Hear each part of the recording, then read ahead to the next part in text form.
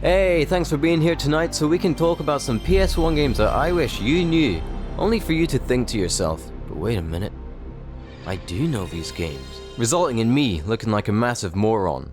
So thanks for that. Now, I've already done a video on 5 forgotten PS1 games, so I feel like this is kind of like a continuation to that. Let's start with Skull Monkeys is the best piece of media to be put out since the dawn of monkeys. I'm like 90% sure the way that this game was conceptualized was because a bunch of people took a substance, which I'm gonna go out on a whim here and say probably wasn't legal, started tripping absolute major balls and just became geniuses. I cannot overstate how unique and creative this game is, from the music, the claymation art style and animation,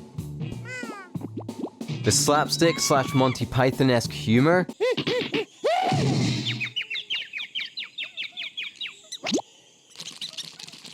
Silly, isn't he? and just the insane world design. It's an old side-scrolling platformer with a few unique gameplay mechanics to it, like a bird that you can fire out of your arm, which takes a whole new approach to clay pigeon shooting, making a fart clay man who can take the brunt of some damage for you so you can keep one of your lives. There's some hamsters which will protect you, and a bird that follows you around so you can glide down after a jump.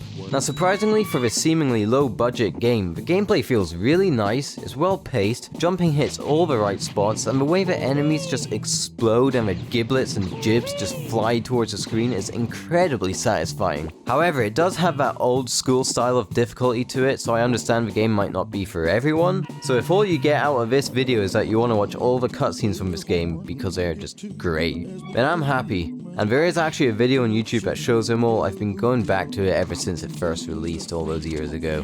Just in my opinion, it's just a brilliant, unique game, and I haven't really seen anything like it since it came out. Adventure Game is a free little game that came with Euro Demo Disc 44. Aside from having one of the best named titles I've ever seen for a game, it also boasts these amazing graphics. But these amazing graphics do come at a price. This game features realistic looking, unrealistic body standards that made me feel sad about myself when I was 8 years old. I used to wish I didn't have legs, or a face, and had a rampant bowl cut adorned on the top of my head like this guy here. This guy who really enjoys teasing the fourth wall as he goes around talking to people who also really enjoy being meta. Now, my favorite part of this game, it's not even the gameplay. Even though the gameplay is fantastic, which is basically poking the same flying poo with wings to death over and over until they inevitably kill me. But no, my favorite part of the whole game is actually the camera, because it's done in such a brilliant way where you can never actually see anything that's going on, and it doesn't help when there's mist everywhere as well. So this game was actually developed by a very small team of 3 people, the main one being Robert Swan. Because you see, back then when these demo discs were popular, sometimes these small games were featured on them that were made on the Net Eurose kit. They're basically small indie games that were made by people who just wanted to make games as a hobby. And there is something to be said for a 25-year-old game that still takes up space in my brain to this day. I never actually managed to complete the game either, it's too hard. It took a toll on my sanity, so I may never experience a full half-hour game myself. But isn't that what gaming is all about? Giving up when it gets too hard?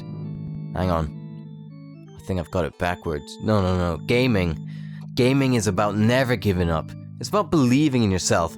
Picking yourself up when you get knocked down. Yeah, fuck it. Released 5 days before one of gaming's most popular sports games, Tony Hawk's Pro Skater 2, Dave Mirra Freestyle BMX Super Remix Extras Cool Stuff Edition didn't quite reach the same heights that the Tony Hawk's games did. Which is ironic because it's probably much easier to get some serious height on a BMX than it would be on a skateboard. It's pretty much a poor boy's Tony Hawk, and I was a poor boy. In fact, just call me Freddie Mercury because I still am just a poor boy.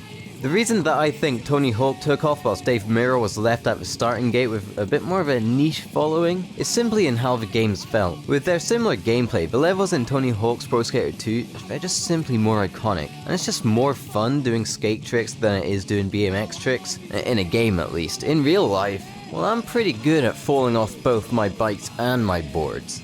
I definitely used to play Tony Hawk's Pro Skater 2 more because I also think it's just easier to pick up and play. The learning curve for Dave Mirra is a lot steeper. What do we know about steep things? Well, you pick up speed quicker and that has to count for something.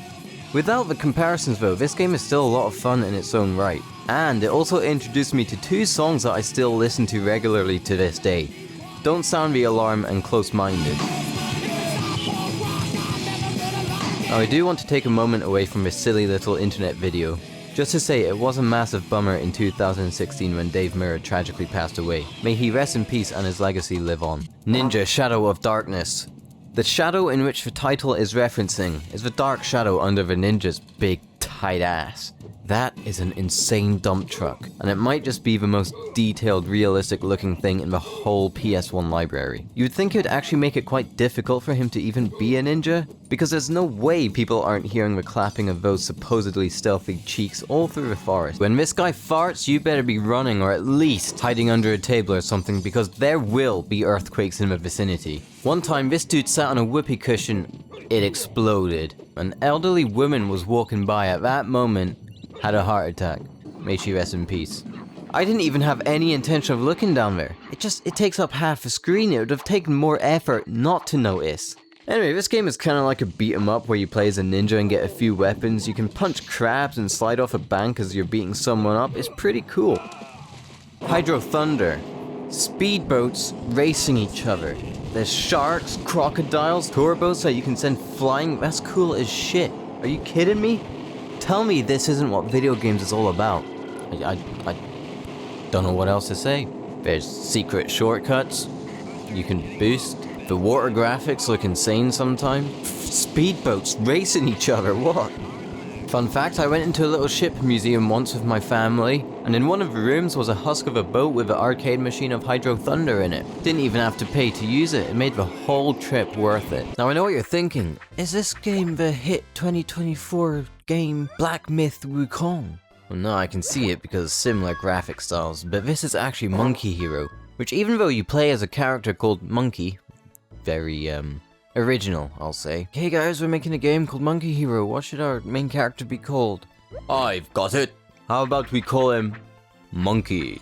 Must have taken him ages to come up with that one. But anyway, as I was saying, even though obviously this character is loosely based on Wukong as well, it came out like 5,000 years before, I think Monkey Hero is actually a myth itself at this point. But also, it was more inspired by like the old classic Zelda games. I say inspired, but really it was more like a direct rip. I think it was PlayStation's answer to the decades-old question of, what if Link was like a half monkey, half man, and also instead of a sword, just hit things with a stick? I wish that question was never answered. Look, I like this game, I do. There's a unique sense to it. I like the art style of it, I like the monster design, even if some of them are a bit penis-y looking. So, I think a lot of the reason why I like this game is to do with nostalgia and just like a bias. Like, is it actually a good game? I don't think so. Like, even with my nostalgia with it, I did kind of question, do I want to continue playing this game? I mean, there's not much else to say. You can imagine what it is from just saying it's like a Zelda ripoff. There's the same kind of puzzles and same kind of gameplay. For the memories alone, I'm glad this game exists. It's a pretty cool game because you can pretty much make out with like a hot old librarian lady. That's some good shit. So there it is, just a few games that I wish more people knew about. Obviously, they did range a bit from not so well known to a bit more well known. So that's gonna do it. If you want more strange, dark and mysterious content, then subscribe to Mr. Bolin because that's all he does and he uploads once a week.